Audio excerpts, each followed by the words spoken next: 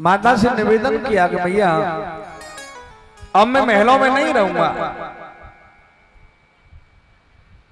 माता ने संकोच बस आशीर्वाद तो दे दिया कि मेरा आशीर्वाद है तुझे भगवान की प्राप्ति हो, पर संकोच में है। 5 वर्ष के ध्रुव जी महाराज निकल करके चले तपस्या करने के लिए, तो भगवान को संकोच हुआ कि ये 5 वर्ष का बच्चा भजन करने जा रहा है, इसके मन में इतना दृढ़ विश्वास। और भक्तों, जब तक हमें भगवान के प्रति विश्वास नहीं होगा तब तक भगवान नहीं मिलेंगे। क्योंकि 5वीं भक्ति में कहते हैं मंत्र जापो मम दृढ़ विश्वास, पंचमो भजन सो वेद प्रकाशा। श्री राम के राम जय जय राम, श्री राम जय राम जय जय राम। मंत्र जापो मम दृढ़ विश्वास, पंचम भजन सु वेद प्रकाशा। श्री राम जय राम जय जय राम, श्री राम जय राम जय जय राम। जब तक मन में विश्वास नहीं है तब तक भगवान नहीं मिलेंगे। पर भगवान ने देखा कि इतने छोटे बच्चे के मन में इतना दृढ़ विश्वास, बड़े बड़े ऋषियों का विश्वास डगमगा जाता है, पर इतने छोटे बच्चे को इतना विश्वास है। नारद जी को आदेश दिया कि जाकर के थोड़ी सी परीक्षा करो, पर ज्यादा नहीं, क्योंकि बच्चा है। ध्रुव जी महाराज विचार कर रहे थे कि और दिन तो मेरी मैया मुझे भोजन कराती थी, स्नान कराती थी, पर जंगल में कौन भोजन कराएगा। इतनी देर में नारद जी आ गए और सर पर हाथ रख करके कहा, अरे बेटा कहां जा रहे हो। और पीछे मुड़ के देखा तो महात्मा है। बोला मैं भगवान को प्राप्त करने के लिए जंगल में तपस्या करने जा रहा हूं। नारद जी ने कहा इतनी छोटी उम्र में, अब तुझे तो ये भी विधि पता नहीं है कि भगवान कैसे प्राप्त होते हैं, पता है? नहीं पता है। देखिए भगवान जब मिलेंगे जब पहले तुम कोई गुरु बनाओ और गुरु से जो मंत्र मिले उसका जप करो, तब भगवान मिलेंगे। अब ध्रुव जी ने सोचा कि जंगल में गुरु कहां से ढूंढ के लाऊं, तो कहा कि बाबा आप ही मेरे गुरु जी बन जाओ। अरे ऐसे कैसे गुरु जी बन जाए? आदेश दिया है शास्त्रों में, जिसको हम गुरु बना रहे हैं, गुरु बनाने का मतलब है कि अपने जीवन को उसको सौंप रहे हैं, क्योंकि हमारी जीवन की नैया को फिर गुरु चलाएगा। जिसको हम अपनी जीवन की नैया को सौंप रहे हैं उसको परख करके देख लो, आदेश दिया है। नारद जी ने ऐसे कहा क्योंकि आजकल जो गुरु है ना वो ढोंगी पाखंडी हो गए।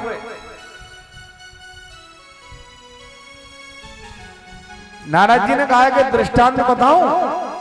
हाँ बताओ।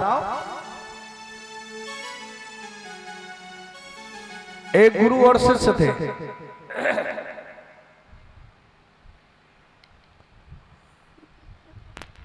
जंगल में गुरु और शिष्य दोनों ही रहते थे। अब जैसे यहाँ कथा हो रही है ऐसे ही कथा हो रही थी।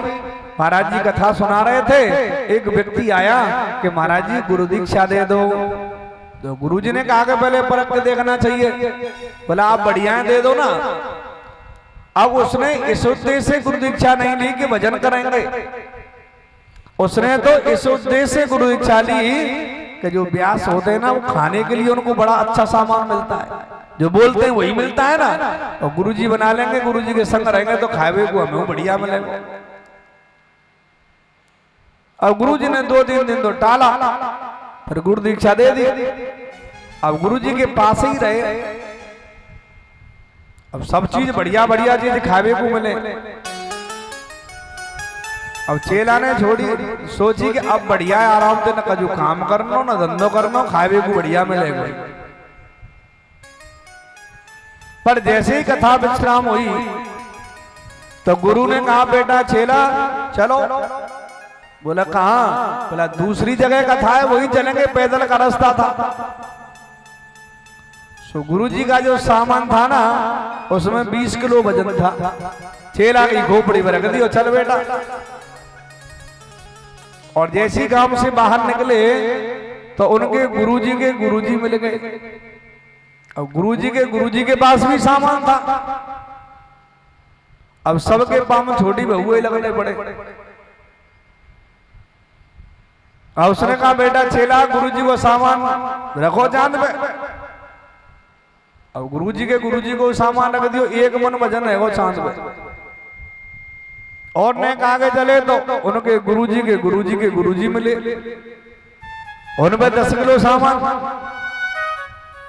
अब गुरुजी ने कही, बेटा ये हुआ रख ले। अब गुरुजी चेला ने बहुत सामान रख लियो, थोड़ी दूर चलो, धूप पड़ रही, सोई पटक दियो माने तो धरती में। गुरुजी ने कही, बेटा कहा भयो? सोई नार में तो कंठी तोड़ के गुरुजी के हाथ में दे देंगे, जा कंठी का गधा के बांध दियो।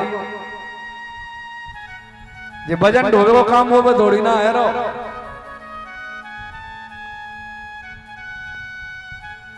ऐसे गुरु होते हैं, ऐसे ही शिष्य होते हैं।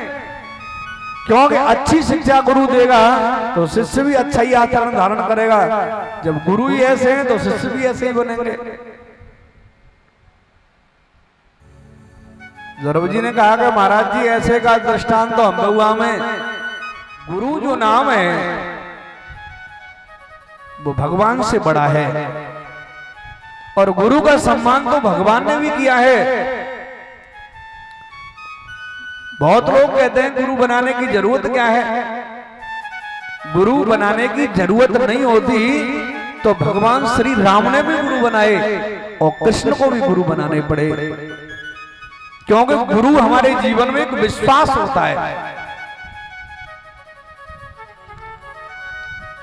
और ऐसी बात नहीं है, जब हम इस शरीर को त्याग करके यहां से जाते हैं तो गुरु आगे ही खड़ा मिलता है। यहां भी रास्ता बताता है और आगे भी रास्ता बताता है। मैं आपको एक दृष्टांत बता रहा हूं। श्री ध्रुव जी महाराज ने कहा, सुनो, जंगल में गुरु और शिष्य रहते थे।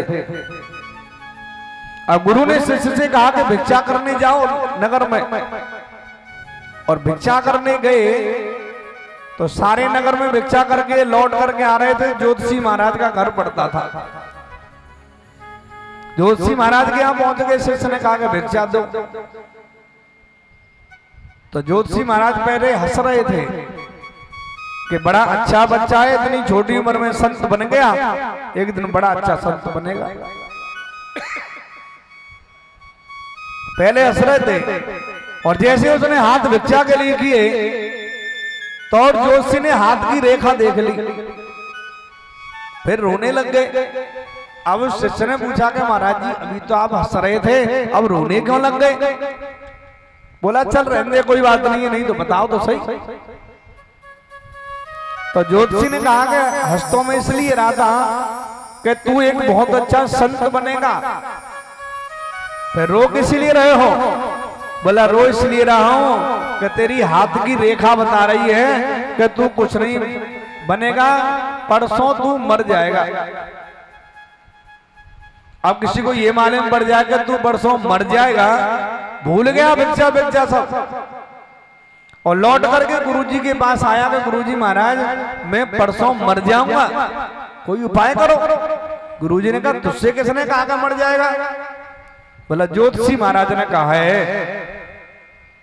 गुरुजी भी जानते हैं कि ज्योतिषी महाराज झूठ नहीं बोलते, ये मरेगा तो जरूर। पर गुरुजी ने कहा बेटा अभी तो चिंता काई कर रहा हो, मरना तो सबन है, परसों मरेगा, रोटी मांग लायो मुँह खवा दे, तू खा ले, आराम से मरियो परसों खाए पी के।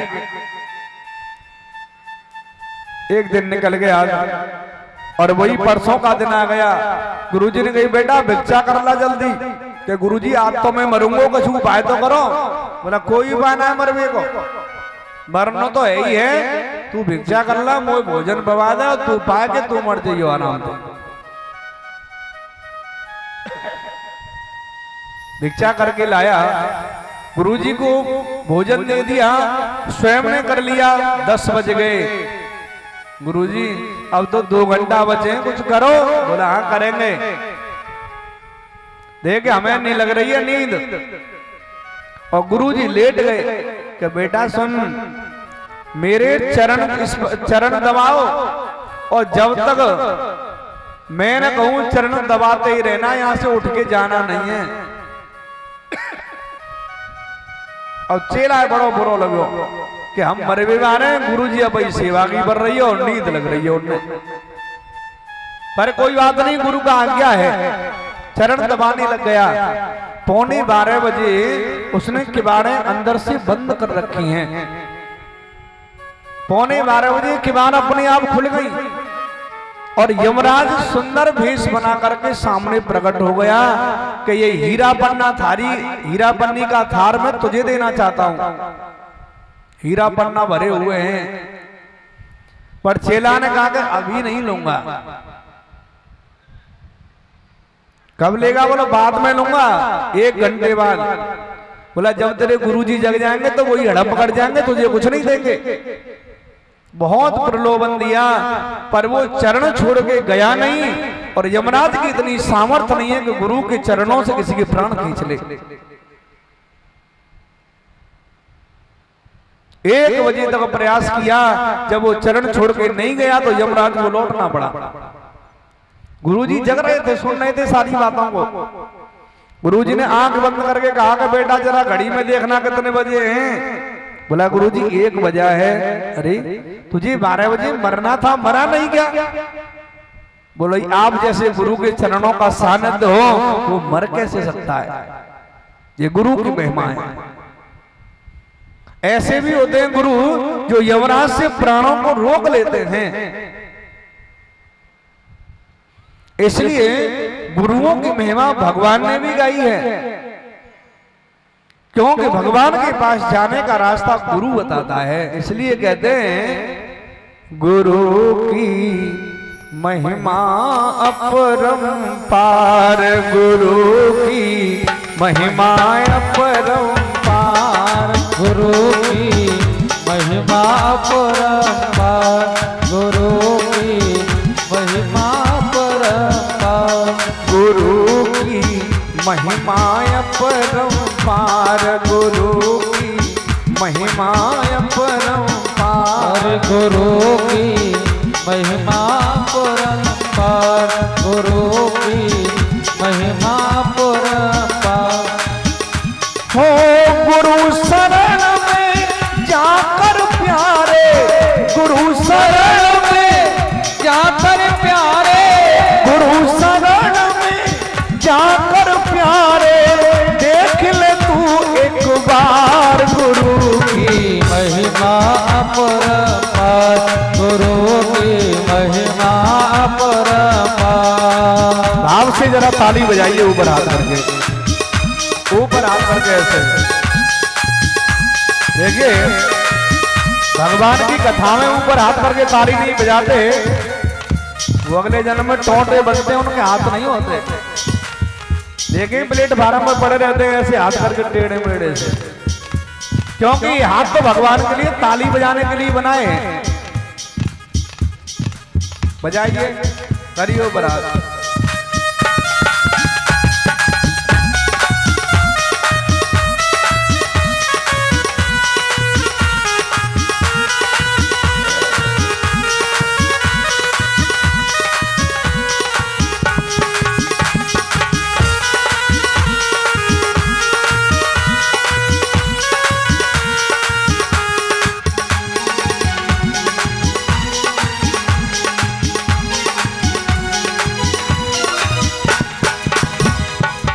गुरु बिन ज्ञान नहीं मिलता है,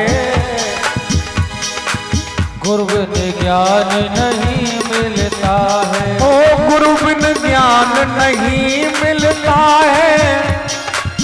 गुरु के बिन ज्ञान नहीं मिलता, गुरु बिन ज्ञान नहीं मिलता है, ज्ञान का द्वार नहीं खुलता है, ज्ञान का द्वार नहीं खुलता है, ज्ञान का द्वार नहीं खुलता है, गुरु बिन ज्ञान नहीं मिलता है, ज्ञान का द्वार नहीं खुलता है, ज्ञान का द्वार नहीं खुलता है, ज्ञान का द्वार नहीं खुलता है। ओ जीवन सार नहीं मिलता है, जीवन सार नहीं मिलता है, हो जीवन सार नहीं मिलता है, रहे सदा पशु आधार गुरु की महिमा अपरंपार, गुरु की महिमा अपरंपार, गुरु की महिमा अपरंपार। हो गुरु शरण में जाकर प्यारे, गुरु शरण में जाकर प्यारे, देख ले तू एक बार गुरु की महिमा अपरंपार, गुरु की महिमा अपरंपार, गुरु की महिमा अपरंपार। जय हो।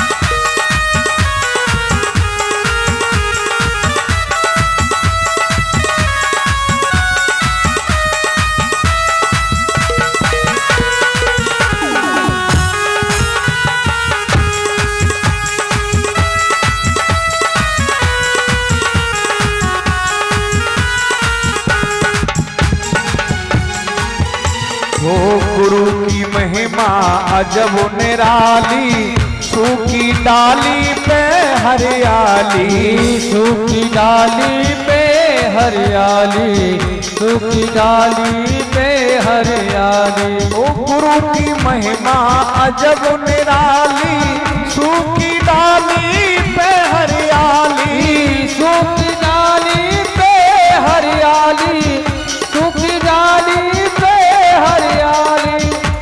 हो गुरु का वचन जाए ना खाली, गुरु का वचन न जाए खाली, गुरु का वचन न जाए खाली, मिले जीवन का आधार गुरु की महिमा अपरंपार, गुरु की महिमा अपरंपार, गुरु की महिमा अपरंपार। हो गुरु शरण में जाकर प्यारे, गुरु शरण में जाकर प्यारे, देख ले तू एक बार गुरु की महिमा अपरंपार, गुरु की महिमा अपरंपार, गुरु की महिमा अपरंपार।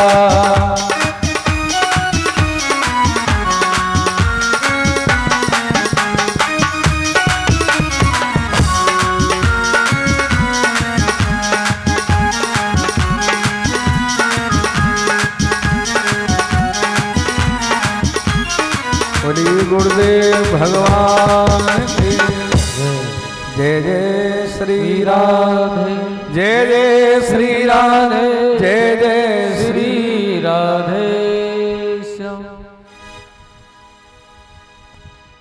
श्री ध्रुव जी महाराज को नारद जी ने द्वादक्षर मंत्र दिया है, जरा ध्यान से सुनेंगे।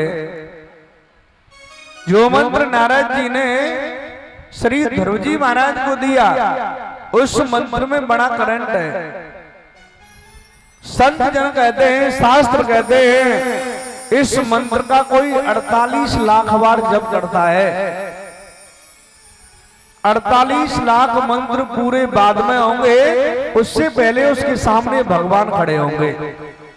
ये इस मंत्र की विशेषता है। अभी हम लोग कथा कर रहे थे तो ये मैया तुरंत खड़ी हो गई जल्दी कि महाराज जी जल्दी बताओ, भगवान तो मिल जाएंगे, मिल जाएंगे। पर मैंने कहा कि माता जी आपने दूसरा नियम तो सुना ही नहीं। पर दूसरा नियम क्या है?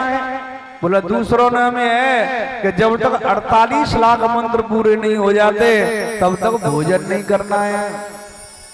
तो माता जी ने कहा कि हम तो ना महाराज जी, हम ना कर रहे तो भगवान कोई गुरु को पूरा थोड़ी ना है, तो ऐसे ही मिल जाएगा। 48 लाख मंत्र पूरे बाद में होंगे, उससे पहले भगवान बन जाएंगे। ये इस मंत्र की विशेषता है। और भक्तों, अगर हम 200 माला डेली भजन करते हैं तो 21,600 मंत्र हो जाते हैं।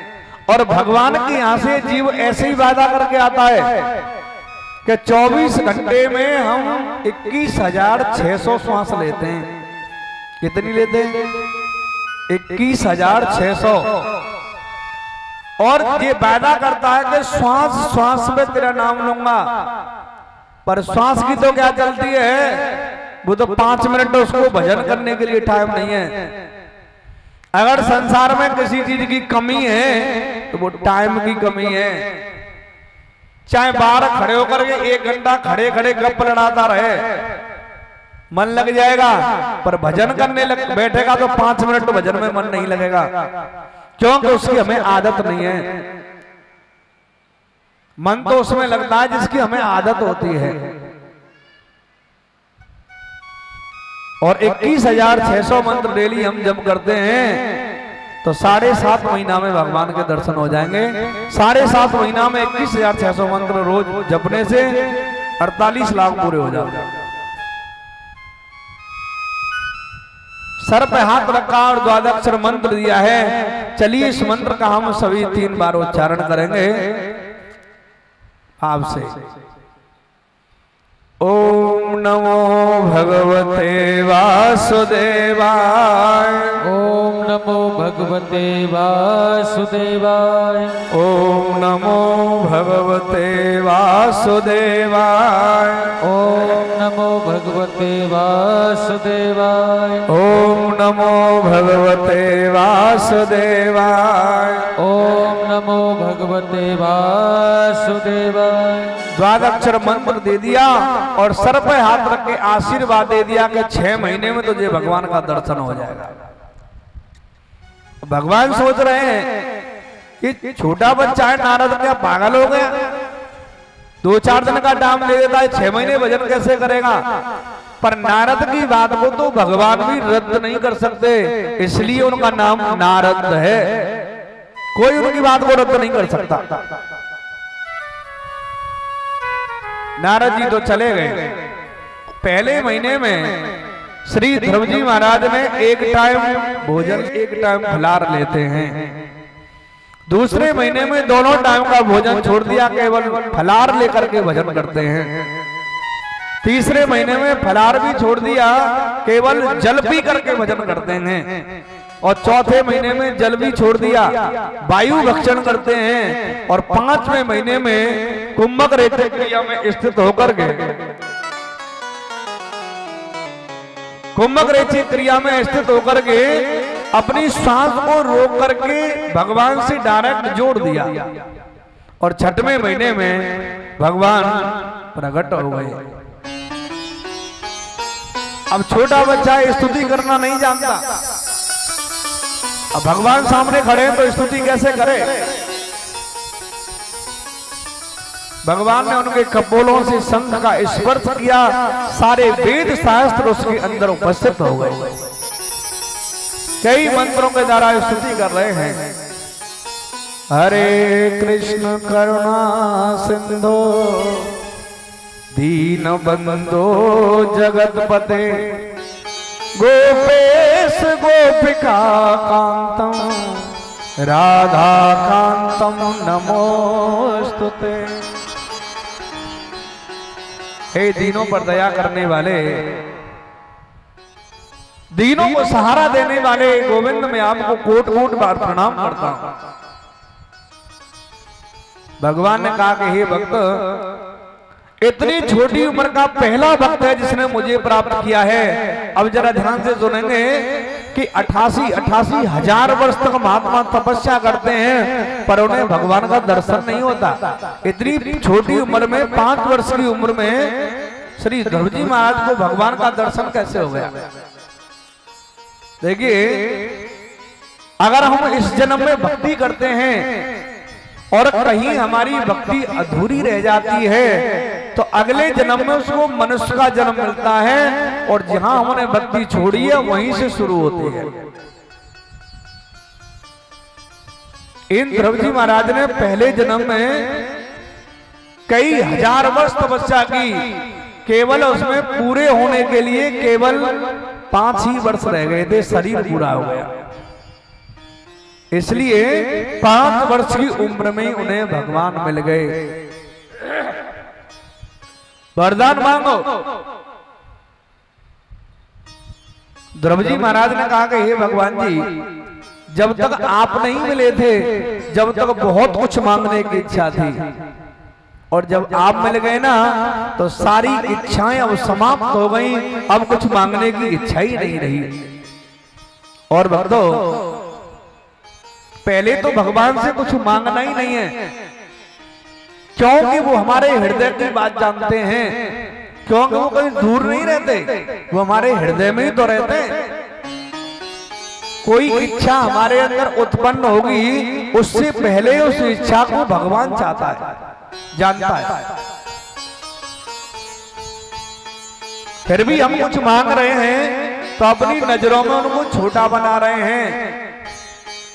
फिर भी किसी भक्त ने कहा कि भाई मांगना शब्द तो मांगने के लिए बनाया है। संसार के लोग भगवान के यहाँ कुछ मांगने जाते हैं कि ये दे दो, ये दे दो, यही तो गलती है। 2 रुपया की अगरबत्ती लगाएंगे भगवान के मंदिर में, 5 रुपया को प्रसाद, और मांगेंगे कितनी चीज कि भगवान जी घर बन जाए, छोरा को ब्याह है जाए, छोरी को ब्याह है जाए, सबरे काम है जाएंगे 2 रुपया की अगरबत्ती में। क्या हो जाएंगे?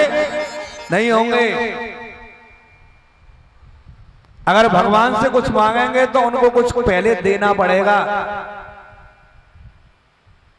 अगर कोई कहे कि पैसे चढ़ा देंगे भगवान के मंदिर में 10,000 तो 1 करोड़ मिल जाएंगे, नहीं मिलेंगे। भगवान कहते हैं कि जो पैसा चढ़ाना चाहता है, फूल चढ़ाना चाहता है, मिठाई चढ़ाना चाहता है, ये तो सब मेरी दुकान का ही सामान है। अपना क्या देना चाहता है? भगवान कहते हैं कि पत्रम पुष्पम फलम तोयम यो मे भक्त्या परीक्षति तद हम वैतम स्नामी प्रेतात्मना। देखिए, ये चीजें बताई हैं, क्या चढ़ाना चाहिए भगवान को? पत्रम पुष्पम फलम तोयम, पत्र चढ़ाना चाहिए। अब ये मतलब नहीं है कि पत्र के लिए कहा तो तुलसा जी का पत्ता चढ़ा दें खुश हो जाएंगे, नहीं। पत्ते का मतलब तुलसा जी का पत्ता नहीं है। पत्ते का मतलब है कि जब भगवान के दरवाजे पर जाएं, भगवान के मंदिर में जाएं, तो अहंकार की गठरिया को उतार के बाहर ही रख दो, पत्ते जैसे हल्के बनकर के भगवान के सामने जाओ। जब अभिमान हट जाएगा तो पत्ते के समान हल्के हो जाएंगे। फल के लिए कहा है, आम का फल चढ़ाएंगे तो जैसे मीठा होता है ना, तो फल के लिए नहीं कहा। अगर भगवान के सामने जाएं तो इतने मीठे बन करके जाओ, मीठी वाणी बोलिए। कबीरदास जी कहते हैं कि ऐसी वाणी बोलिए, कैसी वाणी? कि ऐसी वाणी बोलिए मन का आपा खोए, और को शीतल करे आपो शीतल होए।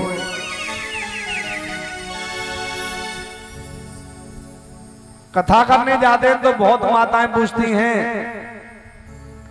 बहू कहती है कि महाराज जी ऐसी कोई युक्ति बताओ कि सास हमारे बस में आ जाए, और सास कहती है कि बहू बस में आ जाए। ऐसा कोई मंत्र, ऐसा कोई उपाय तुम में है? हमने कहा है तो सही। एक वशीकरण मंत्र है, सास बहू पर चला दे, बहू सास पर चला दे तो बस में हो जाएंगे सब। बता दूं क्या? बता दूं? सब चाहती है बहू के सास हमारी मुट्ठी में रहे, और सास कहती है बहू मुट्ठी में रहे। पति कहता है कि पत्नी मुट्ठी में रहे, और पत्नी कहती है कि पति मेरी ही बात माने बस, और का कोई माने ही नहीं। क्या उपाय है? केवल एक ही उपाय, मैं मंत्र बता रहा हूं, जरा ध्यान से सुनना। केवल एक ही मंत्र है कि मीठी बानी बोलिए, रस बरसे चहुर। केवल कड़की बात छोड़ करके मीठी बात बोलना शुरू कर दो, सब तुम्हारे पीछे घूमेंगे। मीठी बानी बोलिए, रस बरसे चहुर। वशीकरण एक मंत्र है, तज दे बचन कठोर। बस कड़वी बानी बोलना छोड़ दो, चाहे काम मत करो, सबरो काम बहू पे ही करवा लो, कोई दिक्कत ना है। पर भाई बहू कोई काम करे, कोई बिगड़ जाए तो सास कहती है ती फूट गई हैं कि ऐसे बिगाड़ दो तेरा सबरो काम, तो बहू करेगी तो भी नहीं करेगी, तो सो जाएगी जाके। कड़की वाणी को छोड़ करके मीठी वाणी बोलना शुरू कर दो, सारा परिवार आपकी मुट्ठी में होगा।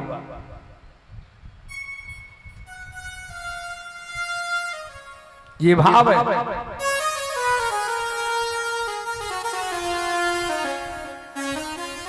इसी प्रकार से श्री भगवान जी ने कहा कि कुछ मांग लो। बोला मांगने की भावना अब नहीं है, पहले थी। अगर मांगना पड़े तो संसार की वस्तु मत मांगो। तो क्या मांगना है? अगर भगवान से कुछ मांगना है तो भगवान से भगवान को ही मांग लो। अर्जुन और दुर्योधन दोनों ही भगवान के पास गए थे युद्ध के समय।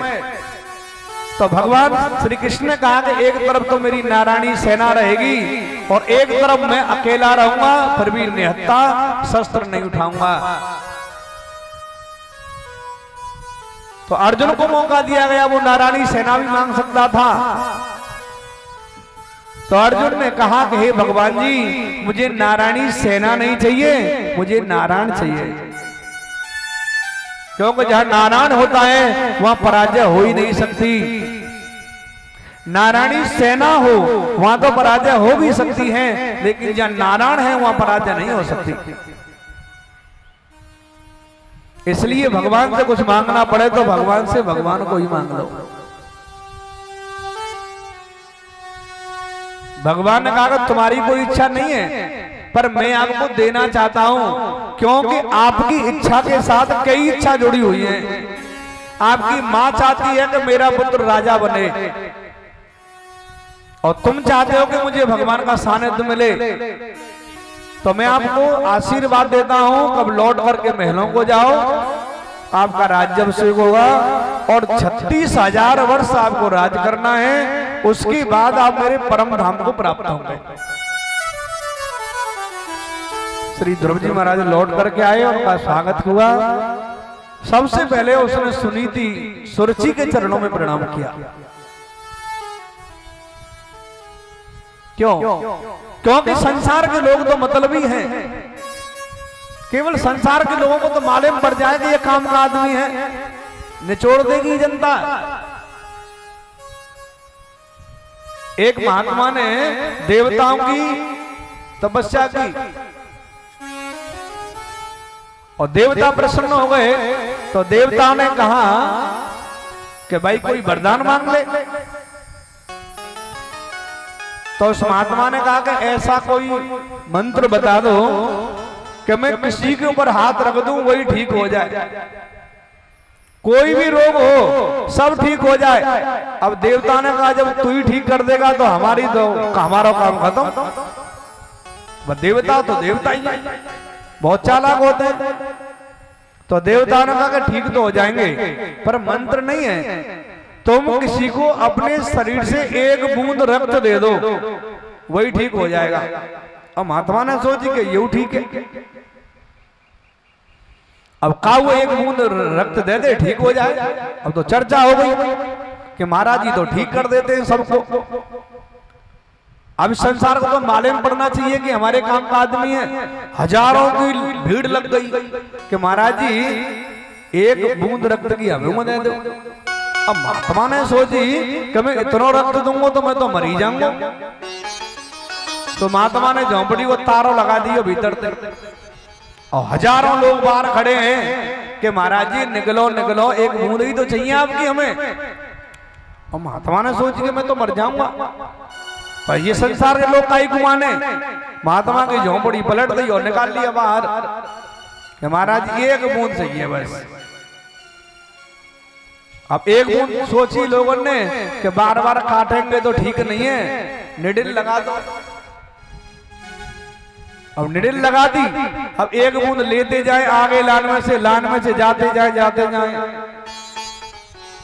अब हजारों लोग की भीड़ थी, शाम तक महात्मा तो मरे को निचोड़ देगी ये जनता। बस जनता को मालूम पड़े कि हमारे काम का आदमी है, निचोड़ देती है, पीछा नहीं छोड़ती। सभी ने उनका स्वागत किया। सुनीति सुरुचि को उन्होंने प्रणाम किया, पिताजी को प्रणाम किया। श्री ध्रुव जी महाराज का राज्याभिषेक हुआ। 36,000 वर्ष तक इन्होंने राज्य किया, और राज्य करने के बाद भगवान के श्लोक धाम गमन करते हैं। बोलिए बांके बिहारी लाल की। चलिए इनके दूसरे पुत्र की कथा सुनेंगे। सुस्ती आ रही है, एक भजन गाएंगे। हो मेरी पिया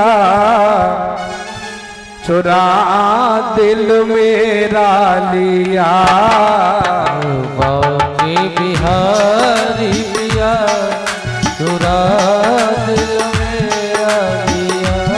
गाइए जरा ऊपर हाथ करके गाइए।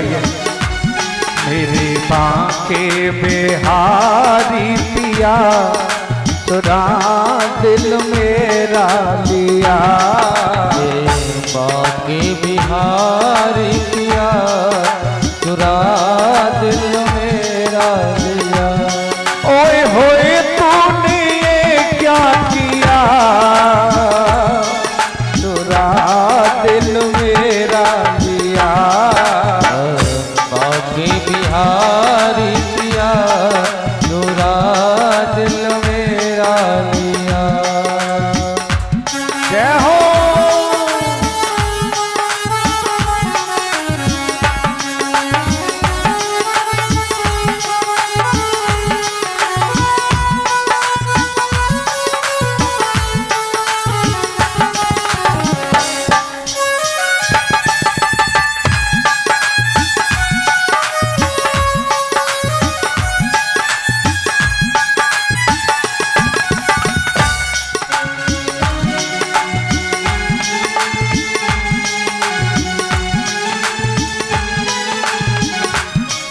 हो हरिदास के तुम हो प्यारे, हरिदास के तुम हो प्यारे, हरिदास के तुम हो प्यारे, हरिदास के तुम हो प्यारे।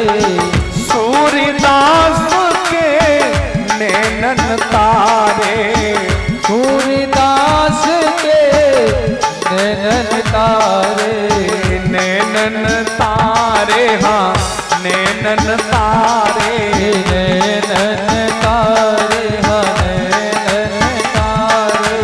ये सूर्यदास के नैनन तारे, सूर्यदास के नैनन तारे। तूने कैसा ये जादू किया, चुरा दिल मेरा लिया। बाके बिहारी पिया चुरा दिल मेरा लिया। जय हो।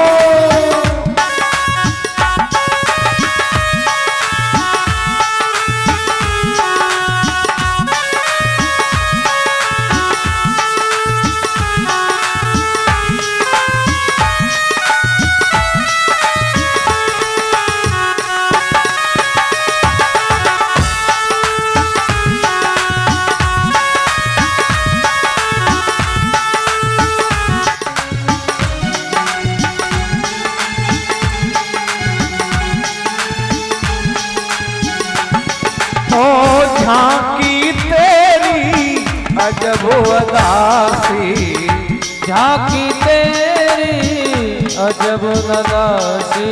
ए झांकी तेरी अजब अदासी, झांकी तेरी अजब अदासी। दासी है चरणन की प्यासी, दासी है चरणन की प्यासी। ए दासी है दर्शन की प्यासी, दासी है चरणों की प्यासी। ओ तूने दिल मेरा घायल किया, चुरा दिल मेरा लिया। बाके बिहारी पिया जय हो।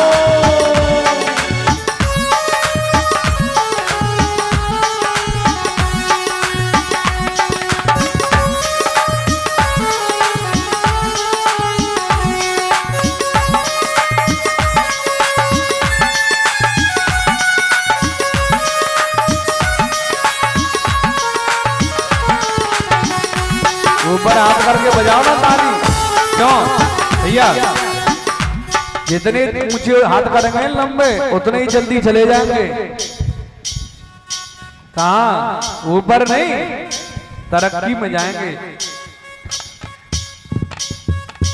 भगवान के पास जाने का समय नहीं आया, पर तरक्की में जाते हैं। जरा ऊपर हाथ करके बजाइए। क्यों पता है, जब तक अपना हाथ आप नहीं बढ़ाएंगे, जब तक भगवान भी अपना हाथ नहीं बढ़ाएगा। आप इतना हाथ बढ़ाएंगे तो भगवान इतना बढ़ा देता है। कहते हैं ना, पकड़ लो हाथ बनवारी नहीं तो डूब जाएंगे। जब हाथ तुम बढ़ाओगे तभी तो पकड़ेगा आपका हाथ। बढ़ाइए।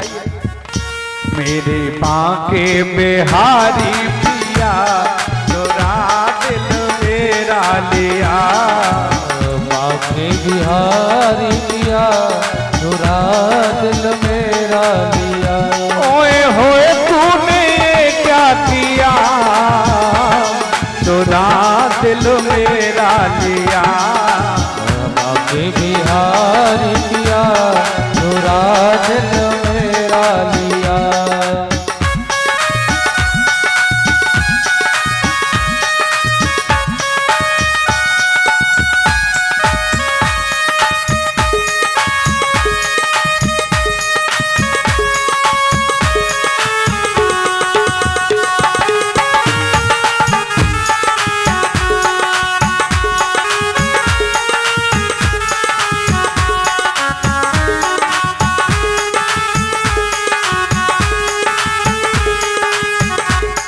हो दासी तो पे लाड़ लड़ावे, दासी तो पे लाड़ लड़ावे।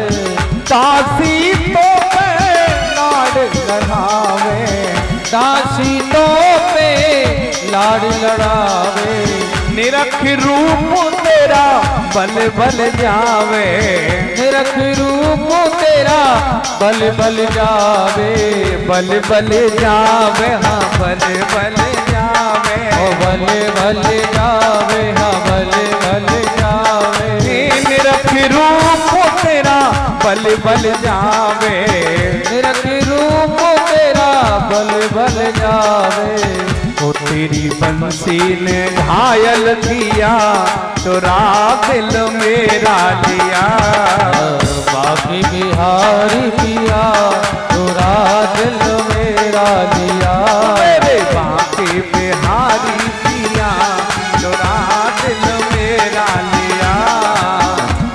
बिहारी पिया चुरा दिल मेरा लिया। ओ मेरे बांके बिहारी पिया चुरा दिल मेरा लिया।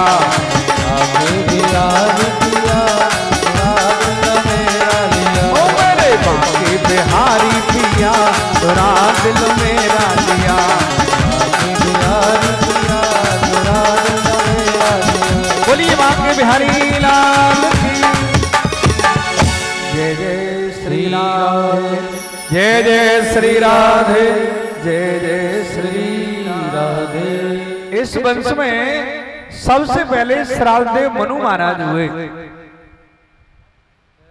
मनु महाराज के अग्निद हुए, अग्निद के नाभि हुए, नाभि के ऋषभदेव हुए। और ऋषभदेव महाराज के यहाँ 100 पुत्र थे। इनमें सबसे बड़े पुत्र का नाम भरत था। भरत महाराज बड़े शांति प्रिय राजा थे। अपने पुत्रों को राज देकर के गंडकी नदी के किनारे भजन करने के लिए चले गए। नियम भी है। तुलसी बाबा कहते हैं कि कान समीप भय श्रुत केसा, ये जरठ पर यह उपदेशा। जब कानों के पास बाल सफेद हो जाए ना तो आदेश देते हैं कि जंगल में भजन करने चले जाओ, पर जाते नहीं है। क्यों? क्योंकि जब कानों के समीप बाल सफेद होंगे ना तो इंतजाम कर लेते हैं। कैसा इंतजाम? जब बाल सफेद होते हैं ना तो बाजार में जाके बालों को काले करवा लेते हैं और कहते हैं देख लो महाराज जी एक बाल सफेद ना है।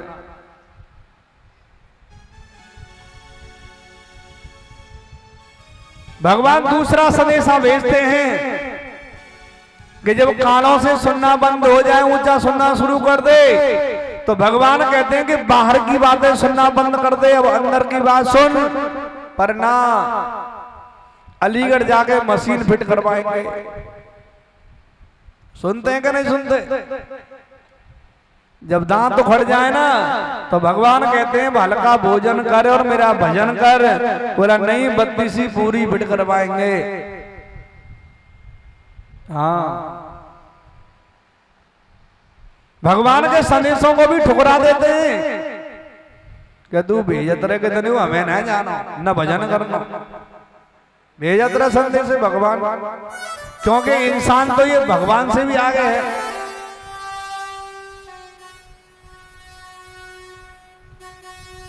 एक बार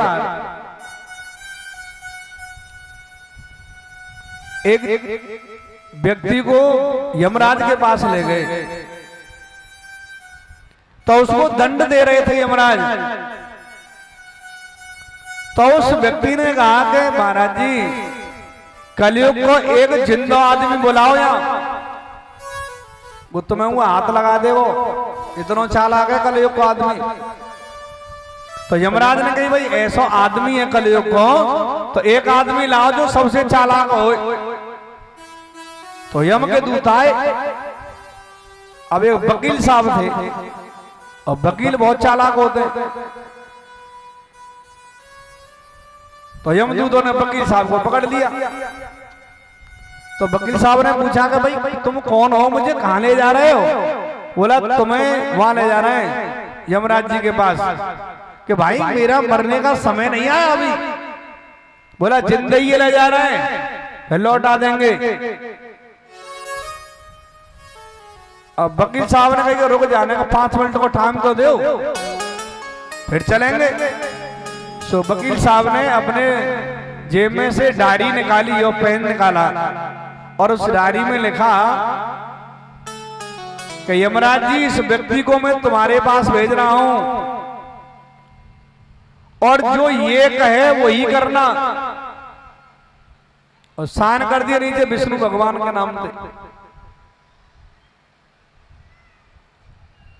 और जाते ही इसको अपने सिंहासन पर बिठा देना, जो ये कहे वही करना। और वकील साहब ने कहा अब ले चलो। सोई यमराज के पास ले गए और यमराज के पास जाकर के कहा कि महाराज जी ये कलयुग का आदमी है, बहुत चालाक है। सोई वकील साहब ने अपनी जेब से पर्ची निकाली और यमराज को दे दी। अब यमराज ने पढ़ी कि इसको सिंहासन पर बिठा देना और जो ये कहे सोई करना। सो यमराज तो नीचे और कलयुग के व्यक्ति को बैठा दिया सिंहासन पे। अब यमराज पूछेगा महाराज जी कहा करें, ये मर के आयो जीव। अब वकील साहब ने छोड़ी कि ज्यादा दिन तो मेरा रात चलना ना है, क्योंकि पोल तो खुलेगी। यमराज ने सोचा कि ये विष्णु भगवान ने ही भेजा है और उनका आदेश तो सभी पालन करते हैं। सिंहासन पर बिठा दिया, पूछा कि ये आदमी मर के आयो कहा करें, बोले स्वर्ग में भेजो। कोई मर के जावे कहा करें, स्वर्ग में भेजो।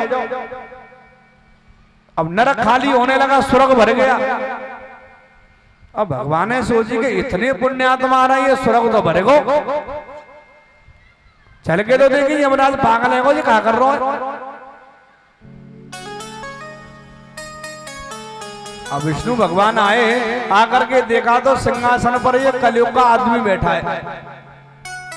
यमराज नीचे बैठे उसकी सेवा कर रहा है। बोला भैया जी क्या कर रहा हो तू, सबरो स्वर्ग देने भर दी हो। बोला महाराज मैंने ना है भरो, ये तुमने जो आदमी भेजो ये सबे स्वर्ग ही भेज रहे हो। भगवान ने पूछा छोरे तू सबने स्वर्ग में भेज रहे हो, जिनको पुण्य पाप तो देख ले। बोला महाराज जी मोए पता ही ज्यादा दिना तो ये गद्दी मोए मिलना है रही। मैं सोची थोड़े दिन पुण्य ही कमा लूं। अब नरक में कोई जा रहा हो, वो स्वर्ग में जा रहा हो, वो स्वर्ग में। इतना चालाक होता है ये कलयुग का आदमी। यमराज को भी उल्लू बना दिया।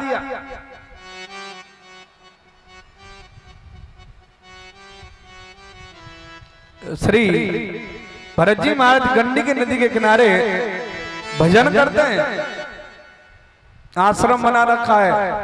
पर उन्होंने एक दृश्य देखा कि नदी में स्नान करके सूर्य भगवान को जल अर्पित कर रहे थे। उसी समय देखा कि सामने से नदी की पल्ली बार बार एक हिरनी दौड़ती हुई आ रही है और उसको सिंह दबा रहा है। लेकिन वो हिरनी गर्भवती थी।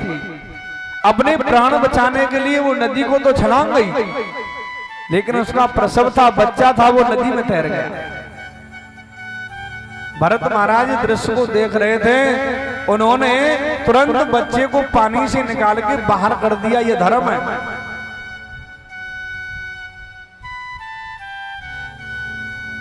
जीव की सेवा करना धर्म है। आजकल एक रिवाज है, घर में कुत्तों को पाला जाता है। कुत्ते को रोटी डालने के लिए मना नहीं है, रोटी खिलाओ, पर घर के अंदर गौ माता को रखना है और घर के बाहर कुत्ते को रखना है। पर उल्टी रिवाज है, गौ माता बाहर घूम रही है, कुत्ते घर में रह रहे हैं। और जो व्यक्ति कुत्ते पालते हैं, जरा ध्यान से सुनना, ये समझ लो कि अगले जन्म की तैयारी कर रहे हो, क्योंकि जो धर्म था वो तो हमने छोड़ दिया। क्या कर रहे हैं? माता पिता की सेवा करनी चाहिए, नहीं करते। और जिस घर में माता पिता का अपमान होता हो, उस घर के व्यक्तियों को कभी जीवन में सुख नहीं मिलेगा। जितना दुख माता पिता को हम दे रहे हैं, उससे 100 गुना ज्यादा भोगने के लिए तैयार रहो। धर्म परिवर्तन हो गया। माता पिता की सेवा करनी चाहिए, नहीं करते। गौ माता की सेवा करनी चाहिए, नहीं करते। गंगा यमुना तीर्थों में स्नान करने जाते हैं, घूमने जाते हैं, कुछ नहीं मिलेगा। क्यों? कि गंगा जमुना मैली कर गई और ये पाप जगत में छाए रहे, और मात पिता को रोटी नाय पर कमा देवे जाए रोहे पर कमा देवे जाए रोहे पर कमा देवे जाए रोहे पर कमा देवे जाए रोहे। चाहे गंगा यमुना जाओ, काशी हरिद्वार जाओ, जिस घर में बड़े बूढ़े बुजुर्गों का अपमान होता हो उसके मन को कभी जीवन में शांति नहीं मिलेगी। कहीं जाने की जरूरत नहीं है, सारे तीर्थों के देवता हमारे घर में हमारे माता और पिता है।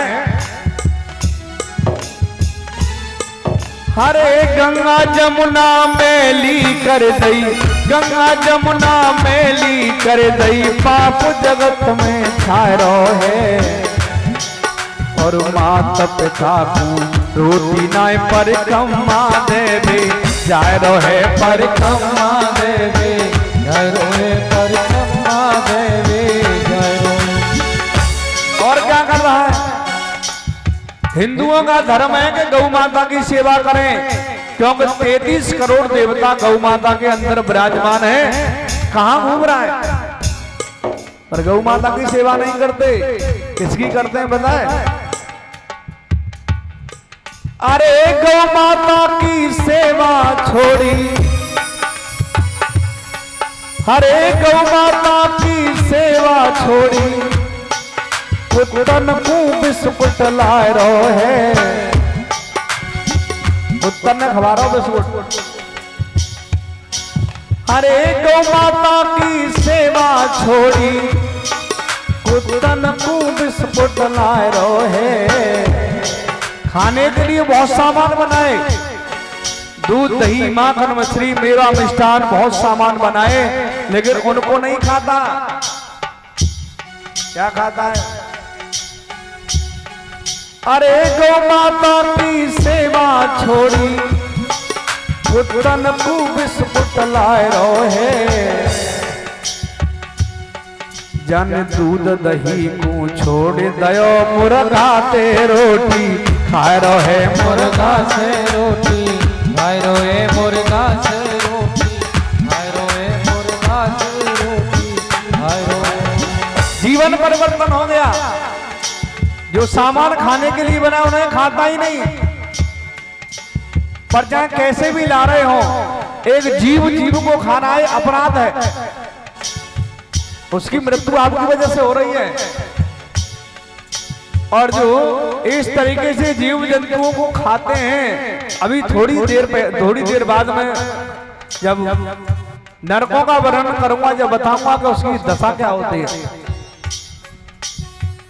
निरपराध जीवों को दंड देते हैं या काट करके खाते हैं, उनकी दशा क्या होती है अभी 5 मिनट बाद बताऊंगा।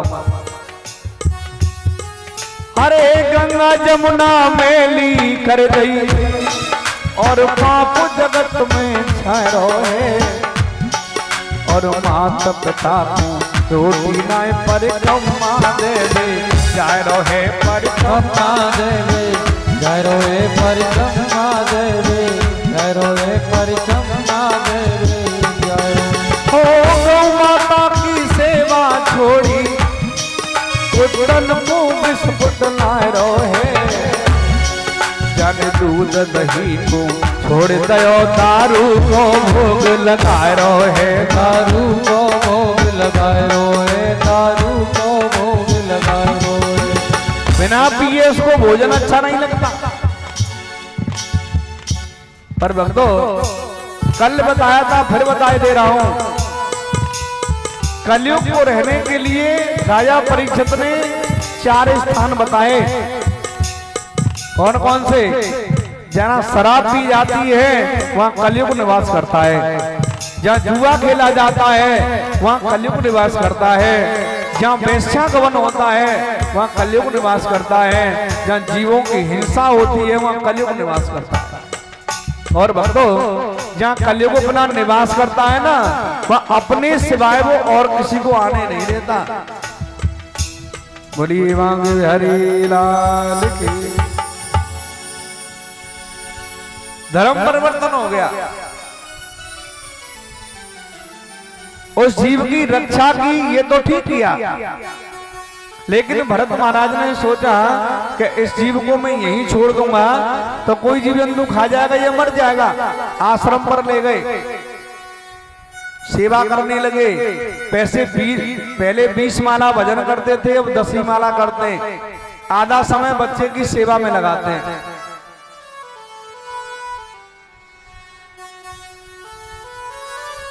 धीरे धीरे बच्चा बड़ा होने लगा, और किसी का भी बच्चा हो, जो छोटा बच्चा होता है ना, बड़ा अच्छा लगता है। हिरण के बच्चे में उनकी आसक्ति लग गई, वजन छूट गया। हिरण के बच्चे को कभी दूध पिलाते हैं, कभी पानी पिलाते हैं, कभी गोद में खिलाते हैं, कभी उसको चराने ले जाते हैं, वजन छूट गया। और अंत में स्थिति ऐसी आई, एक दिन वो बच्चा हिरणों के समूह में मिलकर के चला गया, और उसी बच्चे की याद में भरत महाराज ने अपने प्राणों का त्यागन कर दिया। अगले जन्म में उनको हिरण ही बना पड़ा। भागवत जी में लिखा है, अंत्या मते सा गति ही, अंत के समय जैसी मति होती है ऐसी ही जीव की गति होती है। क्यों? अंत समय वही हमें याद आता है जिसका हमें जीवन में ज्यादा अभ्यास है। अगर हमने भगवान का नाम ज्यादा लिया है तो मरती समय भगवान याद आएगा, गति हो जाएगी। अगर हमने परिवार में मोह रखा तो पत्नी याद आएगी, बच्चे याद आएंगे।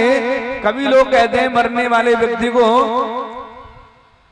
कि कोई बुलाना होगा, तो बताता है, जो नहीं आता उसको कहता है कि बेटी बहुत दूर है, उसको बुलाओ। बेटी ना कल्याण कर रही तेरा। मरती समय जब प्राण त्यागे उस समय हमारे परिवार का हमारे सामने कोई न हो। कौन हो? केवल भगवान का नाम मुख में हो, भगवान की तस्वीर सामने हो और भगवान की याद मन में हो, जीवन का कल्याण हो जाएगा।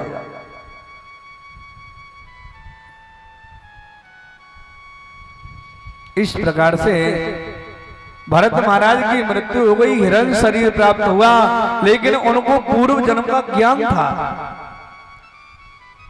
भरत महाराज भगवान से प्रार्थना करते हैं कि हे भगवान जी, यह शरीर कैसे नष्ट करवाओ, अब की बार में काऊ में आसक्ति नहीं लगाऊंगा।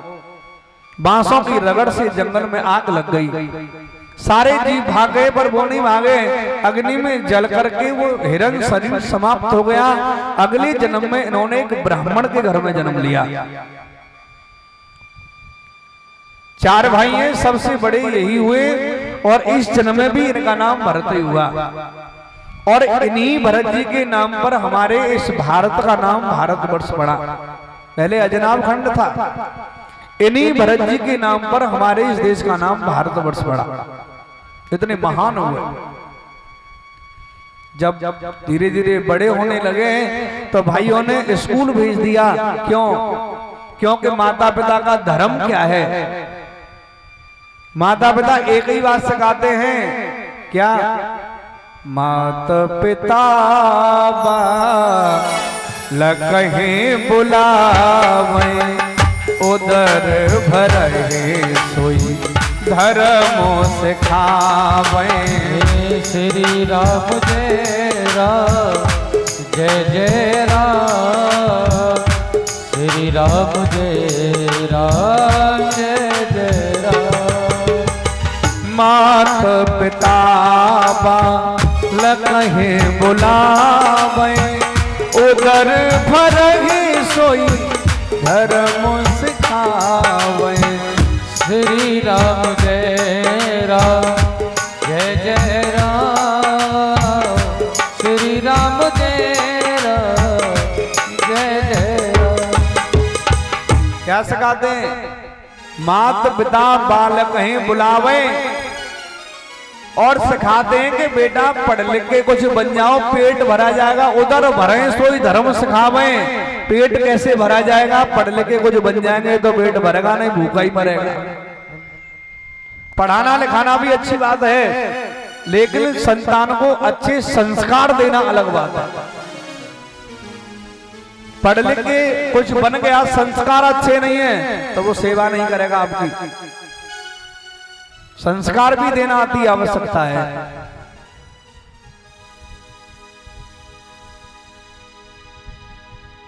इस प्रकार से पढ़ने जाते हैं, पर उन्होंने गायत्री मंत्र भी याद नहीं किया।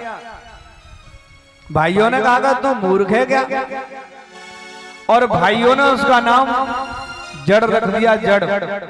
जड़ भरत के नाम से प्रसिद्ध हुए। उन्होंने कहा कि अगले जन्म में हिरण के बच्चा में आसक्ति लग गई तो हिरण बनना पड़ा, अब की बार में बोलूंगा ही नहीं, ना किसी में आसक्ति लगाऊंगा।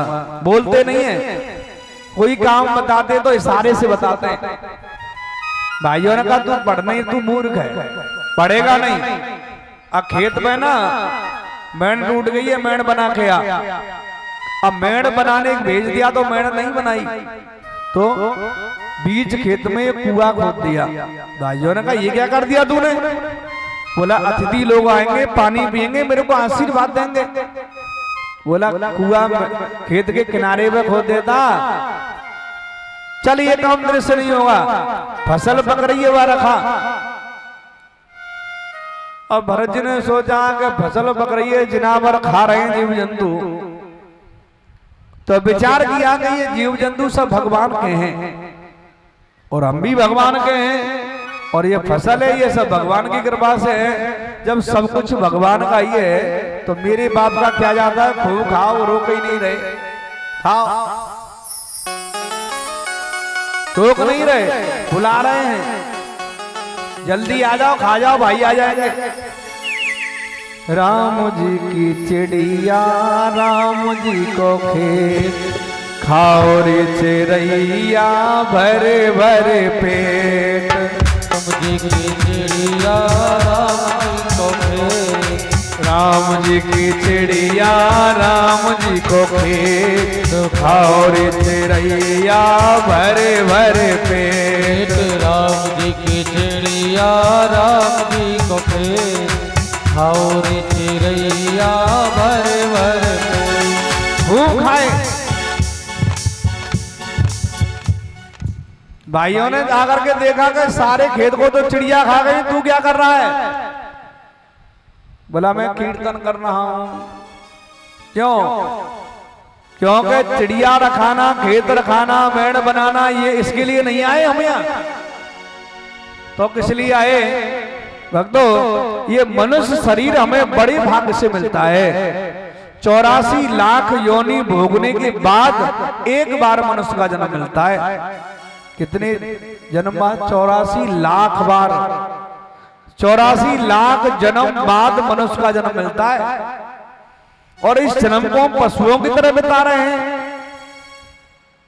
बच्चे पैदा करना, उनका पालन करना, ये तो पशु पक्षी भी करते हैं, पर वो सब भोग योनि है और ये मनुष्य योनि कर्म योनि है। कर्म के द्वारा हम अपने प्रारब्ध को बदल सकते हैं, पर नहीं बदलते उसी गड्ढे में, जिस गड्ढे में पशु जा रहे हैं उसी में हम भी जा रहे हैं। ये मनुष्य जन्म हमें अपने जीवन को सुधारने के लिए, अपने पापों का प्रायश्चित करने के लिए मिला है। पर मस्त है, दारू पी के कोई चिंता ना है। अब ये भी पता नहीं कि भगवान का नाम क्या होता है, बस सवेरे मिल जाए, शाम को मिल जाए, पीवे को मस्त, सारे बेकार आ जाते हैं, जीवन नष्ट हो जाता है। ये शरीर देवताओं के लिए दुर्लभ है। श्री तुलसी बाबा